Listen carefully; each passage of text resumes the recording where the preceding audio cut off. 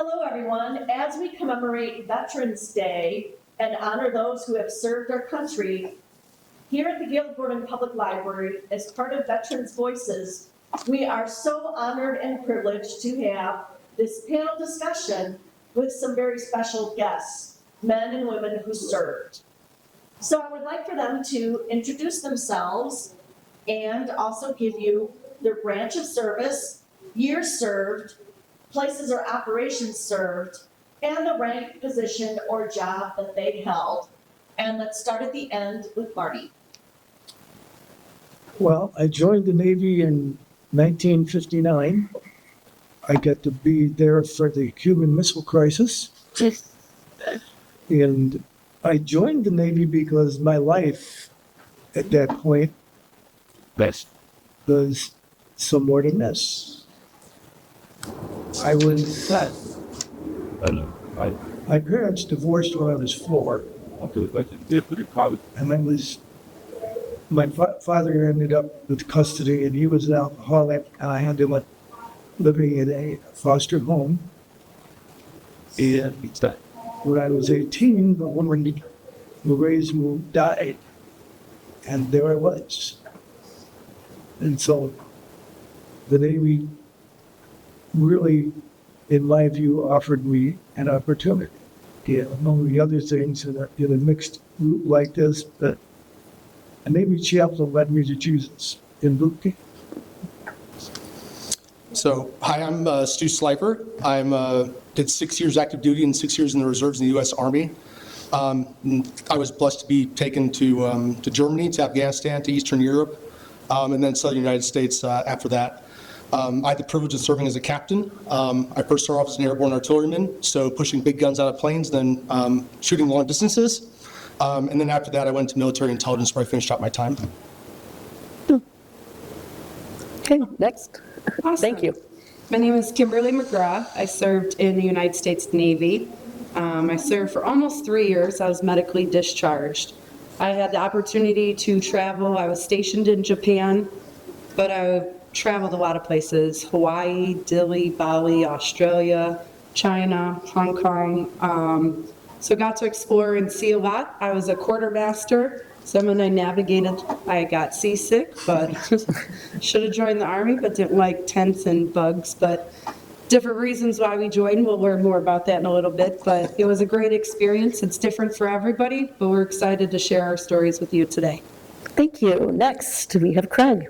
I'm Craig Brown, and I was also in the Navy. I was in for 4 years plus 1 month for various reasons that benefited myself as well as the Navy. I was an aviation electronics technician, and I was a second-class petty officer at the time that I was discharged. I served in Japan at Tsugi Naval Air Facility, and also later was stationed out of San Diego and was aboard the USS Constellation for 2 trips to Vietnam. And I worked on a plane like that one that you don't see too much around here. That's enough for now. Great, thank you. And then we have My our name last is gentleman Howard here. Gordon. I was in the Navy from 1956 to 1960. I was an aviation electronics technician, second class, just like him. I was in a DuLine squadron that flew from Barbers Point, Hawaii to Kodiak, Alaska, and back again. And then they figured they had too many people, and being an electronic technician, I have no idea why, they sent me to nuclear weapons school. And I went aboard the Hornet, and I was aboard the Hornet for 22 months, and I flew reconnaissance missions over North Korea. And I survived it. I was hoping to avoid the drafts. He liked the Army. I wasn't looking forward to it. So I just followed. I enlisted.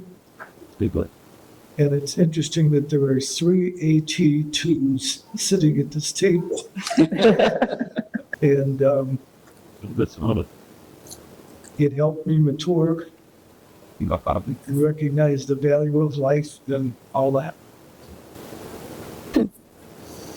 Okay. Yeah, so Yes, I'd say I joined the Army for a few different reasons. I think one was, I grew up in Milwaukee, Wisconsin. I grew up blessed. I grew up fortunate. I never had the experience of having to live hand to mouth for food. Grew up in a good home, good parents, good family, and I was very lucky. And with someone who's given much, much is expected. And so for me, it was about giving back to all the people that made my life really positive as a young person, and being able to give that back, and knowing that not everyone has that opportunity. The military can be pretty restrictive as to who joins it. And fortunately, I had the ability to go, and if not me, then who would go? And so for me, it was about paying back to all the people that gave me so much growing up. Thank you. And Kimberly? So when I was growing up, my grandpa served in the Air Force, and I remember just not wanting to play with my 5 siblings outside. I wanted to stay in and listen to Grandpa's stories, and to hear different things when he talked about his experience with the military, the lifelong friends that he made, and the traveling and the exploring. It was like, wait, these are benefits that you can get out of the military that I would love to explore too. So when I graduated high school, 9/11 happened. So I surprised my dad and came home with a shaved head, donated my hair for cancer, and told him I signed up for the Navy. Chose the Navy because, remember, I don't like spiders or tents. So decided that was something that I was going to do. And when I thought about the different benefits, it was like, wait, I can go to school, and if I get a scholarship, then I can use this money to help me go to school and be able to support, my future endeavors, because I knew I wanted to be connected with kids in school in the future. And for me, it was like having those lifelong friends and being able to take benefits like that of traveling the world and seeing, as you can see, we've all been kind of different places, whether it's United States or overseas. So getting to see that and experience it firsthand. Well, I joined the Navy, I joined the military because I didn't have a choice. I joined the Navy because I did have a choice as where I wanted to go. And the thing I was trying to get out of it was me, generally, but I know how to work things to my own advantage. So my motto is use what you got, and I managed to incorporate what I learned in my experiences in the Navy into the job that I have before I went in the Navy. Unlike some people who didn't have a job before that. And I cherish that ability to incorporate new ideas, new ways of doing things, learning a bit of Japanese, learning about a lot of other people from all over the United States, their dialects, their local dialects, etc. I enjoy meeting people who aren't the same as I am. And I was from a town that had fewer people in it than the ship I was on. So it was kind of like the big city for me. Yeah. So, yeah, I learned to get along with people, even ones who were, quote, difficult to get along with, unquote. Did it change me? Well, I'm still the same person I was when I went in, but I've got a lot more things added, and I've found ways to use all those things. It refined you then. Pardon? It refined you then. It refined me. Yeah, I learned electronics, which I didn't know much about before that, but incorporated that into my job experience, my long job experience. Great. Howard, why did you join the military, and what did you hope to get out of it? Grew up dirt poor on a little farm in southern Minnesota, and there wasn't no way I could go to college. During high school, I had a girlfriend, and her father was a TV repairman, and he was an amateur radio operator, and he taught me a little bit about electronics. I said, hey, that's what I want to do. So after high school, I joined the Navy. They guaranteed they'd send me to electronics school, and they did. And that's what I have been my whole life. I traveled for 45 years doing electronics. So it really did help me. Can I talk a little bit about Navy history? Sure. Okay. My family came over on the Mayflower, nevertheless. Really? And the little boy born was the first one born. A warden was the first one born in this country from the people off the Mayflower. Anyway, they settled in New York, down a little town down south of where West Point is now. And they primarily were in New York. And in 1942, a warden, this one, he joined the Naval Academy as a midshipman. And back in those days, you went for 2 years to school, and then you went 2 years to the fleet, and then you went back to school again, and you were a warrant officer in that time. You weren't an officer. You even weren't an officer when you graduated from Naval Academy. He then went out to sea, and and they started out in those days, they only had 3 ranks: lieutenant, captain, commander, and captain. And this guy, Warden, he was the CO of the Monitor in the Battle of the Monitor in the Merrimack and Hampton Roads. And then he later went on, when he was an admiral, like here, he was the CO of the Naval Academy for 4 years, 1969 to 73, something like that. And I didn't know any of this when I joined the Navy. And I like to wear this hat because there's 4 ships named after my family, so I like to wear it. It's the USA War. Oh, look at that, that's amazing. That's awesome. And just to gently correct you, I believe your dates should have been 18? Yes. 1842 and 1870. This. Well, I hadn't ever been in charge of anyone else before that. And as I gained rank and had to have a couple people under my wing, so to speak, I learned how to deal with that, even though that didn't become a lifelong desire of mine. But I've had many interns under my care, so that helped me deal with that. That's why I do. So it shaped you into a leader, even if you, A reluctant one. a reluctant perhaps. one. Yeah, but it worked out. Ways that shaped me and my character would definitely be leadership. I can agree with Craig. You know, you find different positions that you're in that you have to take leadership. Sometimes you're put into leadership positions as well that helped you in multiple ways, from accountability for yourself and for those that are around you, your soldiers, sailors, troops. You have empathy for others. You know, you have IQ and you have EQ. What is your EQ? How much are you challenging yourself to learn about the emotions of others to get the teamwork and take on the leadership positions that you're doing? Determination to get through whatever challenges you're going through, to be a better parent. You know, in the future, it's helped me a lot with being determined with my own goals so that what I expect my kids to do, I do as well, to show them and model that. And time management. Just like you got to be on time to school, you got to be on time for the military. They taught us to hurry up and wait. So as you can see today, I was here early. Well, I think a lot of this spurs into lessons that we all think about too. I think for me, learning to tolerate failure and getting a sense of humility was the biggest lesson that I could have possibly taken over in the military. As a young person, I always feared failure. You know, I feared, if you don't do well in school, you don't get a job, all these other things that you fear. And then when you go in the military, it teaches you quickly and directly that you will fail, and it puts it in front of your face and forces you to accept that. But I think that teaches you, we talked about resilience before this, it teaches you how to be resilient and how to look past alternatives and never accept no for an answer. Eventually, you do have to accomplish whatever's in front of you. You just have to find a different way to do it. And I think having that resilience and that ability to see past that failure was a huge character point that I took as a positive from being in the Army. Well, it's kind of hard to judge from inside. Those who know me would be better qualified, but I think the Navy matured me. It gave me the ability to lead others because second-class petty officers have to supervise people. And it helped me mature for my adult life. Being on time. Better than quick showers. Definitely have to be in and out, especially during boot camp. One of the biggest ones I think that you learn is grief. And it's not only grief from those that are in the military service, but grief from when you return, you may not return to some family members as well. So challenging yourself to learn how to appreciate family and those that are around you that are supporting you, because we need that. Sometimes it's hard when we're going through it to learn about grief.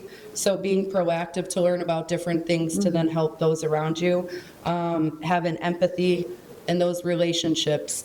And mental health is a great part as well, where you hear a lot about military traumas and different things that we faced and how we experience different things with those. And that's how resilience comes in. You know, it's how do you deal with a challenge and embrace yourself and come out even stronger.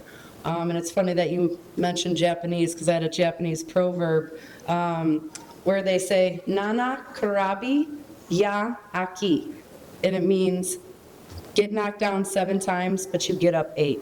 No matter what you go through in life, you can learn from those in the military or from those around you that no matter what you're going through, you're going to get through it. Just keep getting back up, find resources and those around you to connect, and you can really make a difference. Lesson that I learned was choosing the hard right in a scenario, in a decision that you have to make. Choosing the hard right over the easier wrong was always the better thing to do. The military is great because it forces you to confront situations where there's a lot of gray. There are decisions you have to make, whether it be in training, whether it be in work, whether it be in combat, where you're faced with a difficult choice and the right answer is not apparently clear.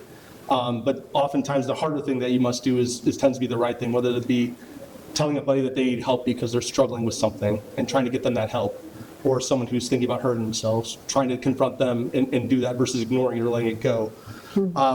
Being there for people when it's not easy or convenient to do, you know, training your soldiers a little bit extra to do something, disciplining them when something doesn't go well and you don't want to, but you have to.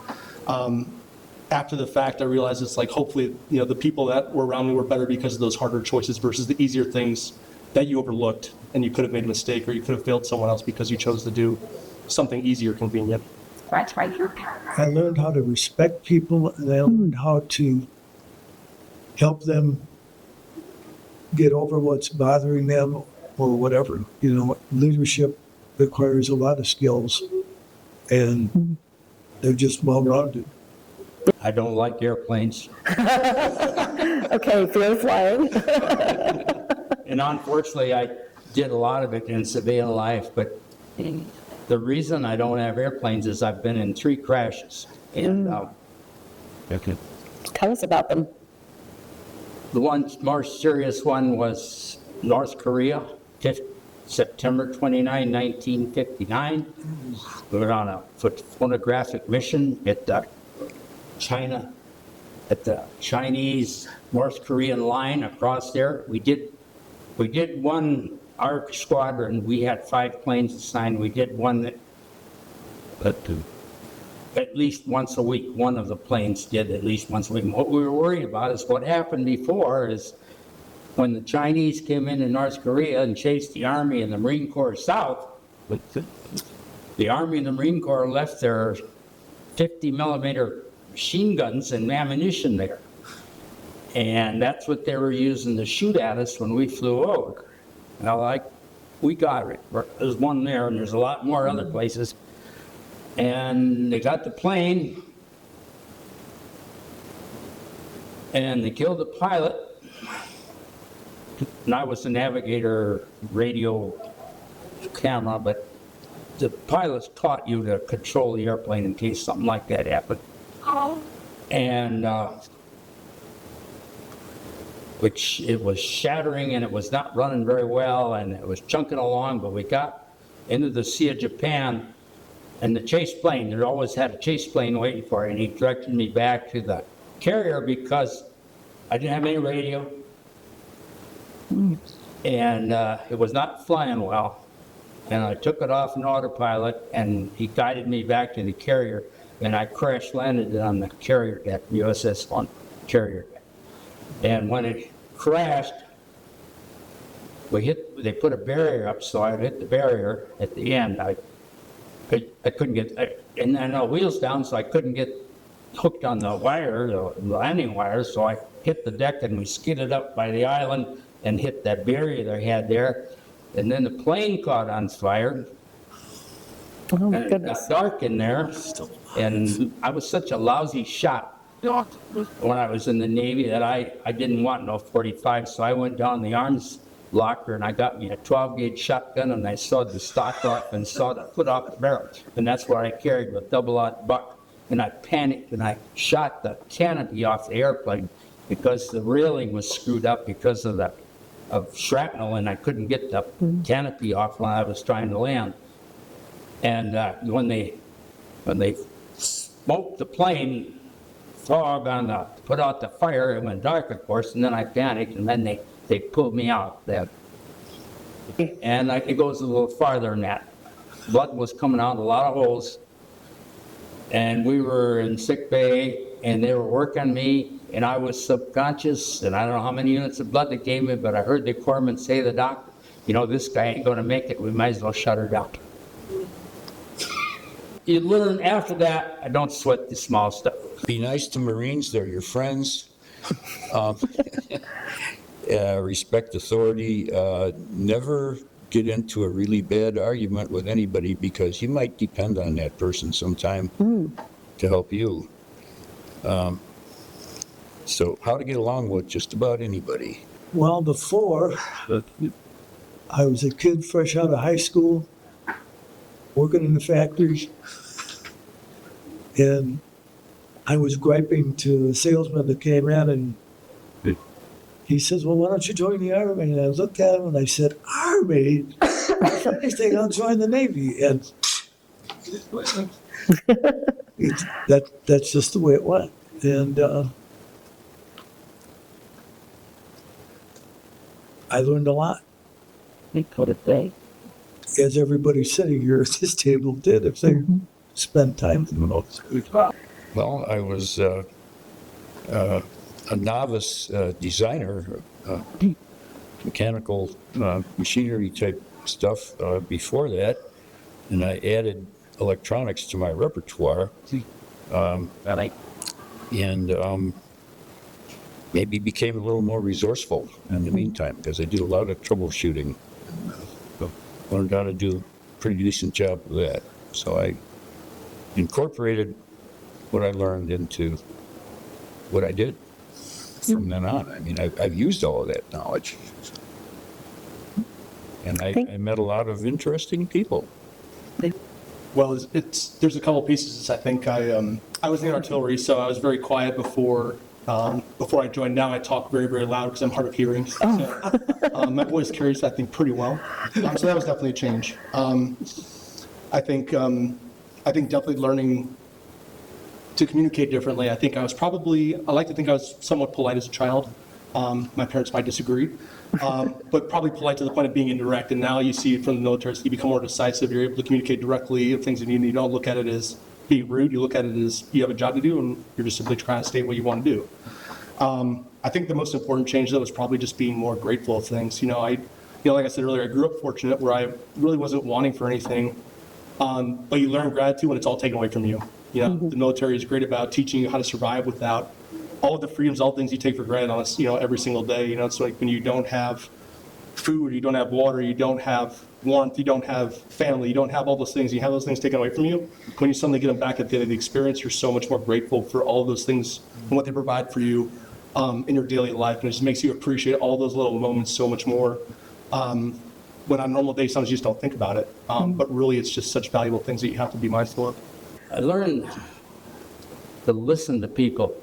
How late?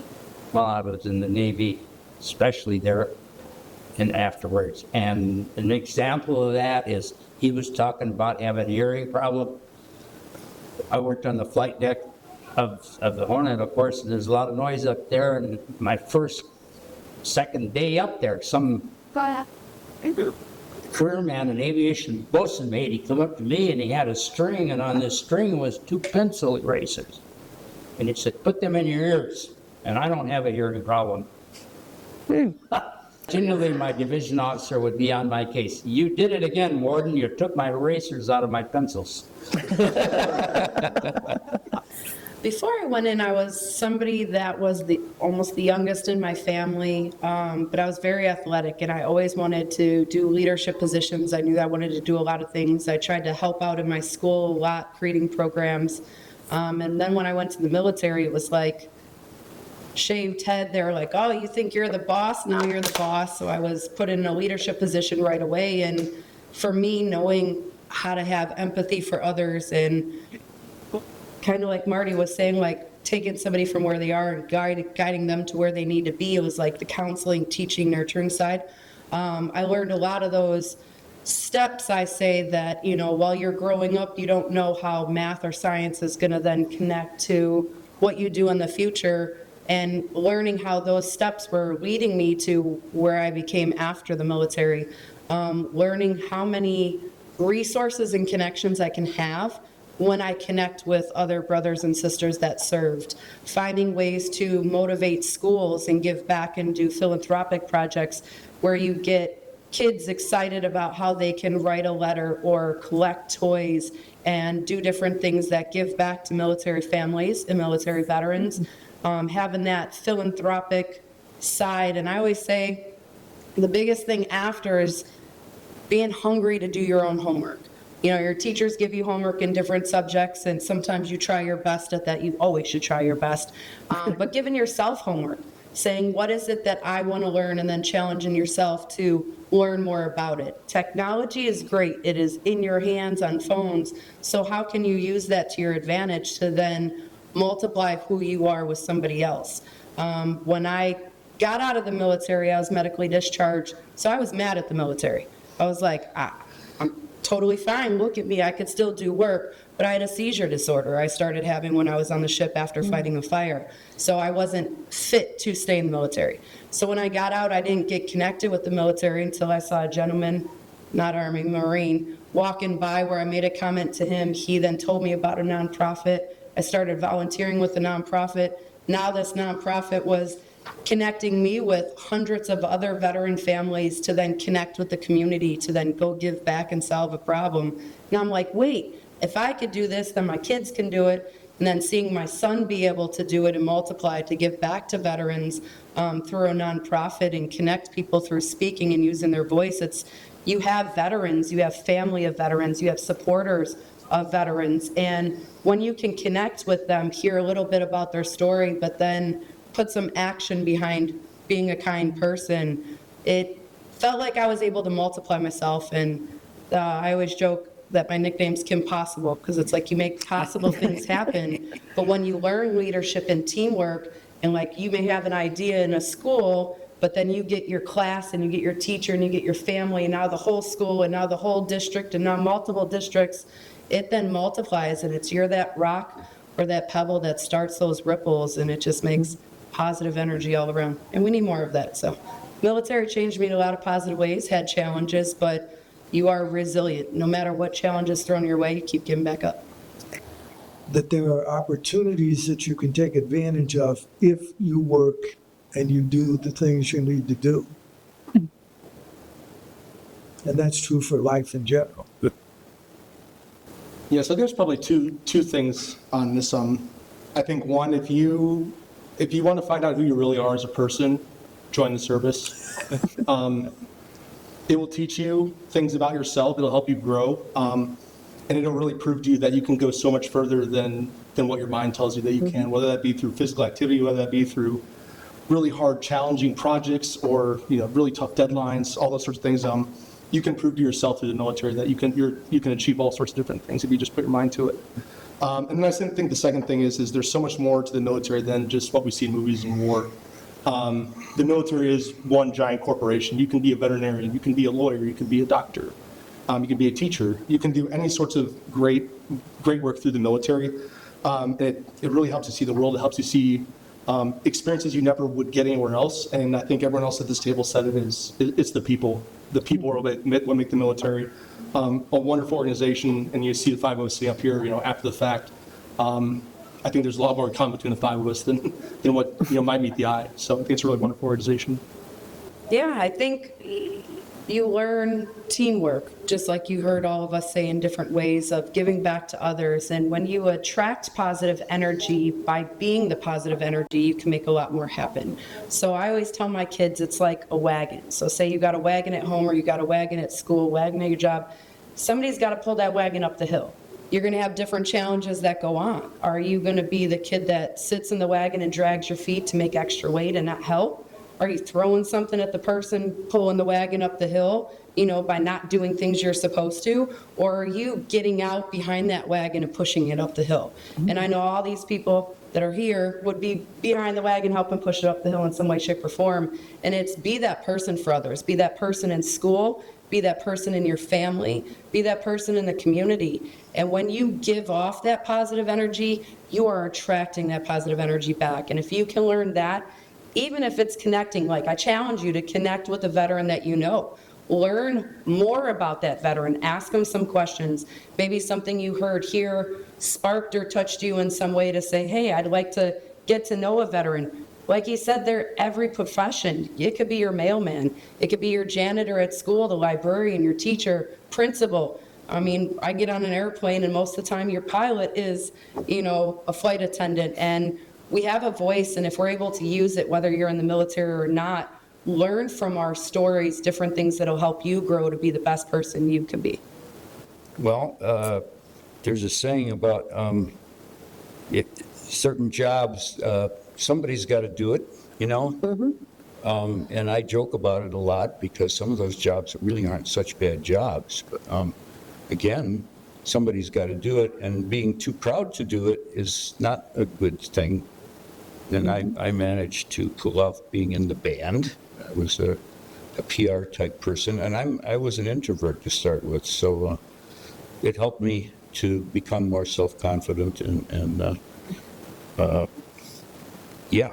there's a lot of things that somebody's got to do it, and I looked upon the whole experience as being, I didn't try to get out of it entirely. I mean, I did my job, and I did it well, and it's because I believe in, if it's worth doing, it's worth doing. Somebody's got to do it, and it's worth doing it well. They're probably not going to like what I got to say, but I think everybody ought to do a mandatory at least 6 months in the military. About 50% of these people are going to learn a lot and get some direction in their life. We all thank you from the bottoms of our hearts. So, thank you, everyone. Thank you. Thank you.